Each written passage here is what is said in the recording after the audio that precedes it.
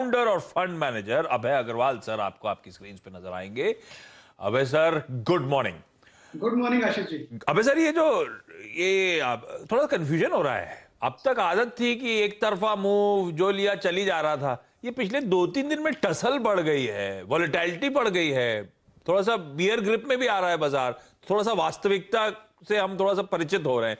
कैसे अप्रोच कर रहे हैं इस डिप्स में? आप फिर से खरीदारी कर रहे हो या आप दरअसल वेट एंड वॉच करा जाए, कुछ इवेंट्स इंपॉर्टेंट प्ले आउट हो जाए उसके बाद एग्रेसिव बाइंग शुरू करेंगे? देखिए, मेरा ये मानना है कि जब ये जो करेक्शन है ये एक अच्छी अपॉर्चुनिटी है, क्योंकि जो अर्निंग ट्रैजेक्टरी है सारी कंपनीज की वो अभी भी अच्छी है। जो डाउनग्रेड मार्केट एक्सपेक्ट कर रहा था अर्निंग्स की FY23 और FY24 के, उसके बनिस्बत काफी कम है डाउनग्रेड्स। मतलब जो निफ्टी अर्निंग्स भी डाउनग्रेड करी है एनालिस्ट ने, वो 3 से 4% करी है। तो इसका मतलब ये है कि मार्केट एक्सपेंसिव नहीं है। ओवरऑल लेवल पे हम देखें 24 का मल्टीपल जो निफ्टी इंडेक्स का है वो करीब 17.5-18 टाइम का है, और वो 20 टाइम पे इजीली ट्रेड हो सकता है अगले साल भर में। तो निफ्टी का लेवल 20,000 तक आना कोई बड़ी बात नहीं है साल सवा साल में, ये मेरा मानना है। और दूसरा, ये एक करेक्शन जो है ये अच्छा मौका है। मैंने पिछली बार भी कहा था कि ये जो करेक्शंस हैं ये लॉन्ग टर्म इन्वेस्टर्स के लिए बहुत अच्छी अपॉर्चुनिटी है कि जो उन्होंने स्टॉक्स की लिस्ट बना के रखी है उनमें एंटर करें। और अभी भी मिड कैप और स्मॉल कैप स्टॉक्स काफी ऐसे हैं जो अपने 52 वीक हाई लेवल से बीटन डाउन है, 30-40% करेक्टेड है। तो मेरे को लगता है कि ये अच्छी अपॉर्चुनिटी है, जो करेक्शन हुआ 3-4 दिन में, क्योंकि जो फॉरेन फ्लोज हैं वो काफी स्टेडी है, स्ट्रॉन्ग है, और वो सपोर्ट करेंगे मार्केट को। तो मुझे नहीं लगता कि किसी को डर के कैश में बैठ जाना चाहिए कि अभी ये बहुत बड़ा करेक्शन आने वाला है। Interesting interesting. अब ये बात सही है, जो स्टॉक्स हम लोगों ने आइडेंटिफाई कर रखे हैं इस करेक्शन, बस दिक्कत ये होती है अबे सर, हमारा वाला जो आइडेंटिफाइड स्टॉक होता है वही नहीं गिरता, बाकी सब गिर जाते हैं, और जब लेते हैं तो गिरना शुरू हो जाता है, वो अलग कहानी। अच्छा, एक गोरे जो है ना अबे सर, वो कह रहे हैं कि भाई जिस तरह के मूव्स इंडियन इक्विटीज में देखने को मिले, भारतीय बाजार अपने पीयर से और प्रीमियम पे, शार्प प्रीमियम पे ट्रेड कर रहे हैं, इवन अपने हिस्टोरिकल एवरेजेस से अच्छे खासे प्रीमियम पे ट्रेड कर रहे हैं, और आप कह रहे हो वैल्यूएशन हमें कंफर्ट दे रहा है। तो ये कोई वैल्यूएशन प्रीमियम जो है वो हम हमेशा कमांड करते थे और करते रहेंगे, इसी लॉजिक से उतरूं क्या बाजार में? नहीं, बिल्कुल। आप देखिए, एक तो प्रीमियम की बात हो गई, अर्निंग्स प्रीमियम की। मैं कहता हूं आप एब्सोल्यूट लेवल पे देखिए, हमारी जो टोटल मार्केट कैप है $3 ट्रिलियन के आसपास की है। आप चाइना हांगकांग मिला के देखें ऑलमोस्ट 15-18 बिलियन ट्रिलियन डॉलर के हैं। यूएस का देखें $50 ट्रिलियन का है। तो आप एक बार वैल्यूएशन ठीक है, इंपॉर्टेंट है, पर कोई ओवर वैल्यूड नहीं है। हम लोग 20 टाइम फॉरवर्ड पे ट्रेड करते थे, अभी 18 टाइम फॉरवर्ड पे है, तो थोड़ा कंफर्ट है। और दूसरा, जो एब्सोल्यूट गेन होगा $3 ट्रिलियन का मार्केट कैप, वो बढ़ के 5 होगा, 5 का 8 होगा, 8 का 10 होगा। तो ये बड़ा लॉन्ग टर्म ट्रेंड अपॉर्चुनिटी है इन्वेस्टर्स के लिए। ये शॉर्ट टर्म करेक्शन से घबराना नहीं चाहिए किसी को। तो फिर घबराना नहीं चाहिए, इस करेक्शंस में एंट्री पाने की मौके ढूंढने, अपने पसंदीदा स्टॉक्स पर दाव लगाना है। आप लोग पाइपर सेरिका में जो फ्लोज, फ्रेश फ्लोज, इनफ्लोज आ रहे हैं, उसको फिर कहां डिप्लॉय कर रहे हो? कौन सी पॉकेट्स आपको लग रही है अट्रैक्टिव हो गई है?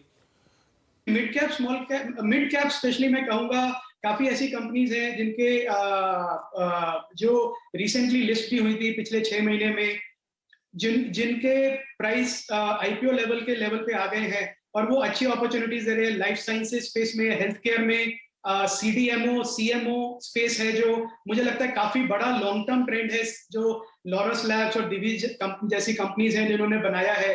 तो मैं कहूंगा एक तो सीडीएमओ सीएमओ स्पेस है, वो बहुत अट्रैक्टिव लग रहा है। दूसरा, लार्ज कैप आईटी कंपनीज जो है करेक्शन के बाद अच्छा, स्पेशली डिफेंसिव इन्वेस्टर्स के लिए अच्छी अपॉर्चुनिटीज दे रही हैं। और तीसरा मैं कहूंगा जो ऑटो स्पेस है, 5 साल की वॉल्यूम डीग्रोथ के बाद फाइनली पिकअप है, इंक्वायरीज बहुत अच्छी है, स्पेशली 2 व्हीलर स्पेस में। तो टीवीएस, बजाज ऑटो जैसी कंपनीज है, मुझे लगता है अगले साल भर में अच्छा डिमांड, अच्छा वॉल्यूम जनरेट करेंगी। तो आई थिंक ऐसे स्पेसेस काफी हैं इन्वेस्टर्स के लिए, जो जिसमें वो आइडेंटिफाई करके mid cap, small cap stocks भी ऐड कर सकते हैं। वॉलेटिलिटी रहेगी, पर उससे मुझे लगता नहीं उससे डरना चाहिए, बल्कि उसका फायदा उठाना चाहिए। अच्छा अभय जी, स्क्रीन पे इस पूरी टर्बुलेंस में, आई मीन जून के लो से पुल बैक, और अभी की अगर आप आज की मान के चलें तो करीब करीब 750 पॉइंट की गिरावट में बाजार जिस स्पेस पे सबसे स्ट्रॉन्ग कन्विक्शन दिखा रहा है वो है कैपिटल गुड्स। ज्यादातर अगर आप देखें स्टॉक्स ऑल टाइम हाई पे है। एलएनटी अगर आप देखें बहुत अच्छी, अगर आप देखें बाइंग विटनेस करता हुआ। सर कैपिटल गुड्स में आपको यहाँ से कितना अपसाइड नजर आ रहा है और आपके प्रिफर्ड क्या है इस वक्त? जिसकी बैलेंस शीट सबसे स्ट्रांग है वही विनर होगा। तो आप देखें जो भी स्टॉक्स 52 वीक हाई पे आए हैं वो ऐसे स्टॉक्स हैं जो अपनी बैलेंस शीट को यूज कर सकते हैं बिजनेस जनरेट करने के लिए। तो एलएनटी का नाम लिया, triple blue chip balance sheet है, सीमेंस, कमिंस, एमएनसीज हैं, ब्लू चिप बैलेंस शीट्स हैं। तो इसमें एलएनटी मेरे को लगता है बहुत अच्छा प्ले है, क्योंकि अगले 4-5 साल से जिस तरह सरकार का फोकस है और प्राइवेट कैपेक्स भी जिस तरह से हो रहा है, सरकार का कैपेक्स तो अलग है पर प्राइवेट कैपेक्स पिकअप जो हो रहा है, एलएनटी डेफिनेटली उसमें गेन करेगा। और जो एमएनसी प्लेयर्स हैं इसमें वो भी डेफिनेटली गेन करेंगे। मेरे को डर इस बात का बस ये लगता है कि कुछ एमएनसी स्टॉक्स हैं वो थोड़ा ओवर प्राइस्ड हो गए हैं रन अप की वजह से, तो थोड़ा इन्वेस्टर्स को कॉशियस रहना चाहिए। करेक्शंस में बाय करें सीमेंस, कमिंस जैसे स्टॉक तो बेटर रहेगा, एबीबी जैसे स्टॉक्स। एलएनटी तो ऐसा है कि मतलब इस लेवल पे भी आपका अगर 4-5 साल का इन्वेस्टमेंट का नजरिया है तो उसको बिल्कुल ले सकते हैं।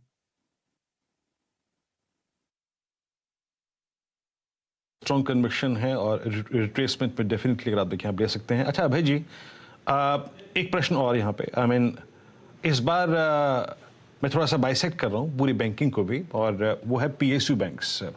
ठीक है, एसबीआई के नंबर्स जो थे वो कुछ ट्रेजरी लॉसेस के चलते थोड़ा सा डिसअपॉइंट कर गए, बट मोर और लेस इस बार पीएसयू बैंकिंग बास्केट में Canara bank, bank of Baroda के जो दो ये हेडलाइन नंबर्स थे बहुत स्ट्रॉन्ग थे इस बार। दोनों में प्राइस एक्शन भी काफ़ी स्ट्रॉन्ग था। आपने पीएसयू बैंक्स पे क्या अप्रोच रखी है इस वक्त, और आपके सिलेक्शंस क्या क्या क्या है इस वक्त पीएसयू बैंक्स में? वीरेंद्र जी, हम एज अ स्ट्रैटेजी हमारा पीएमएस में हम पीएसयू स्टॉक्स ऐड नहीं करते हैं, ना बैंक्स ना पीएसयू एंटरप्राइजेस। उसका रीजन सिर्फ ये है कि कोई हिस्ट्री नहीं है ज्यादा वैल्यू क्रिएशन की प्राइवेट इन्वेस्टर्स के लिए, पर डेफिनेटली साइक्लिकल प्लेस हैं। कई बार बीट एंड डाउन इतने ज्यादा हो जाते हैं कि फिर थोड़ा मार्केट रिकवरी में अच्छा चलते हैं, पर मुझे लगता है ये फिर भी ट्रेडिंग स्टॉक्स हैं, ज्यादा लॉन्ग टर्म इन्वेस्टर्स के लिए नहीं है, क्योंकि जो लेगेसी प्रॉब्लम है इनकी हिस्टोरिकल एनपीएस की, पुराने लोन्स की, वो इतनी ज्यादा है कि थोड़ा 1-2 साल का ग्रोथ भी हो पर वो उसको वैल्यू क्रिएट नहीं कर पाता है शेयर होल्डर्स के लिए। तो पीएसयूज एज अ बास्केट जो हैं हम उससे दूर रहते हैं। हमको ज्यादा पसंद है कि जो प्राइवेट कंपनीज हैं जिनके अच्छे स्ट्रॉन्ग फाउंडर्स हैं जो इसलिए चला रहे हैं कि शेयर होल्डर वैल्यू क्रिएट करें, और उन पे ज्यादा फोकस रहता है। एसबीआई, कैनरा बैंक और साथ ही साथ बीओबी पे अगर आप देखें आपने टेक भी जाहिर किया। अच्छा एक चीज़ लेके आते हैं सर, और जो कि थोड़ा सा अब लोगों के कन्विक्शन उस पर कम हो रहे हैं। सर मैं एक पर्टिकुलर स्टॉक या फिर एक पर्टिकुलर इंडस्ट्री के बारे में बात करूंगा। लास्ट टाइम जब कोविड फॉल था ड्यूरिंग द कोविड, एग्जीबिशन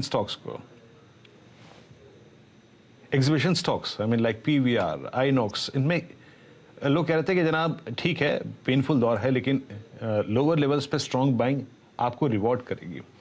लेकिन पिछले 3 महीने में 2 महीने में आई थिंक जो हालात हुए हैं, जिस प्रकार की रिलीजेस हुए, जिस प्रकार का रिस्पांस मिला, और पिछले 3 हफ्ते तो सर इस स्पेस के लिए कुछ डिफरेंट ही रहे। ये पीवीआर और तमाम एग्जीबिशन स्टॉक्स पे आप लोगों ने नया आउटलुक क्या फ्रेम किया है? पिछली बार का कोविड पेन में जो बाइंग थी वो रिवॉर्ड तो कर गई, लेकिन इस बार सीरियस अनवाइंडिंग है इन स्टॉक्स में, प्रेशर है, इस पर आपका टेक जानना चाहूंगा।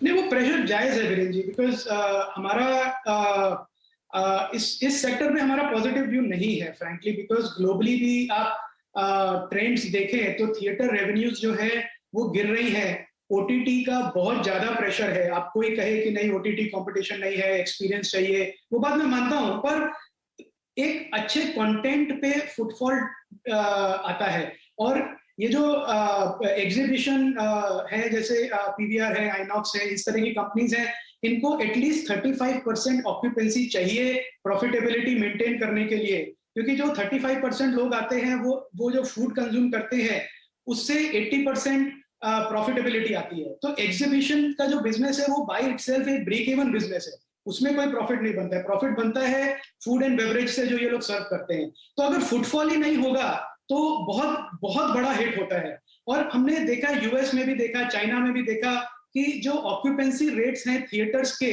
वो धीरे धीरे कम हो रहे हैं, क्योंकि लोगों का व्यूअरशिप का जो ट्रेंड है वो कम होता जा रहा है। और अभी रिसेंटली मैं पढ़ रहा था ओटीटी का जो शेयर है ग्लोबली अब वो टीवी से भी बढ़ गया है। तो ओटीटी का शेयर अभी व्यूअरशिप का 34% हो गया है और टीवी का 32% रह गया है। तो थिएटर जो है मुझे लगता है कि धीरे धीरे करके स्क्वीज होता जाएगा, बहुत स्पेशलाइज्ड नीश एक्टिविटी रह जाएगी जहाँ पे स्पेशल काइंड ऑफ कंटेंट ही आएगा, जैसे मार्वल की मूवीज है या बहुत बड़े बजट की मूवीज हैं, और जो छोटे बजट की मूवीज हैं वो धीरे धीरे ओटीटी पे ट्रांसफर होती जाएंगी। तो मुझे लगता है ये मैक्रो ट्रेंड है, ये नेगेटिव है एग्जीबिटर्स के लिए, तो इन्वेस्टर्स को इन स्टॉक्स में थोड़ा कॉशियस रहना चाहिए।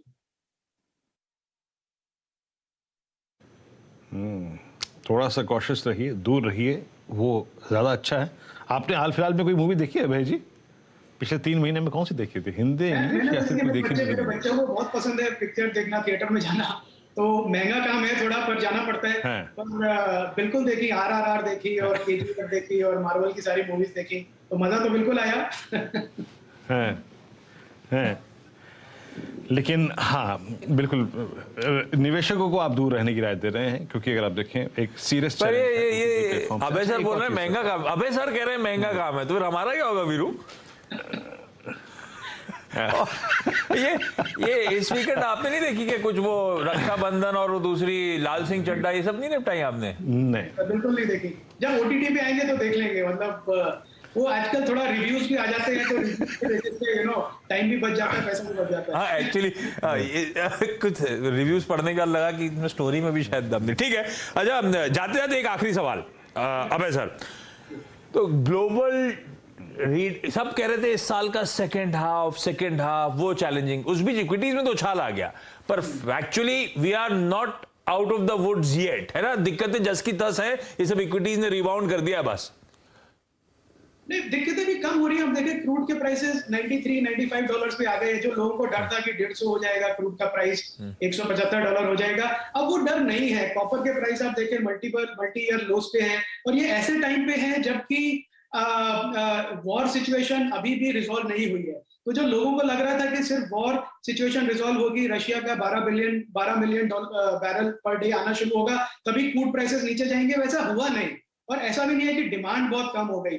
इसमें क्या हुआ है कि सप्लाई वापस आ गई है स्ट्रीम पे काफी कमोडिटीज की। जो चाइना के सप्लाई चेन है वो भी आ गए। हम कंपनी से बात करते हैं जो चाइना से माल मंगाते हैं, अब पिछले 1 महीने में सब कह रहे हैं कि चाइना से माल आ रहा है, कोई प्रॉब्लम नहीं है, जो पहले सप्लाई चेन की प्रॉब्लम थी।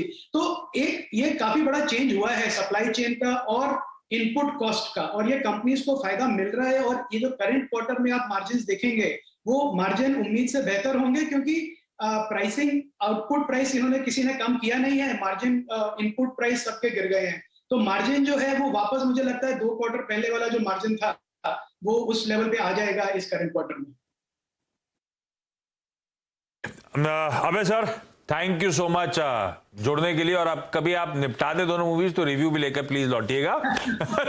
थैंक यू जुड़ने के लिए। इस बीच थोड़ा सा मार्केट कूल ऑफ होता हुआ, तो वो वीरू ने 610 का थ्रेशोल्ड बोला था, तब तक कन्विक्शन नहीं आएगा। ले लीजिए भाई 588 वाला 525 पे अब कूल ऑफ होके कामकाज करता हुआ नजर आएगा। तो वो डिफाइंड बैंड था, और उस बैंड की एक तो नीचे था 345 के जोन जो आज के इंट्राडे लोज बने थे, ऊपर 610 तक के जोन्स की बात हुई थी। जब तक इस जोन्स के अंदर है तब तक थोड़ा वैरी रहेंगे उस मार्केट से, और ईदर वेज कहीं निकला तो एक बढ़िया ट्रेड बनेगा। हम अटक गए उस जोन के अंदर थोड़ा सा कूल ऑफ होते हुए। अमित जी, इस बीच अपोलो हॉस्पिटल आज जो पिटा हुआ स्टॉक था थोड़ा सा बेहतर करता हुआ नजर आ रहा है। ये कवरिंग के मूव्स आगे तूल देंगे क्या? ऐसा कुछ कन्विक्शन आ रहा है, छोड़ दिया जाए?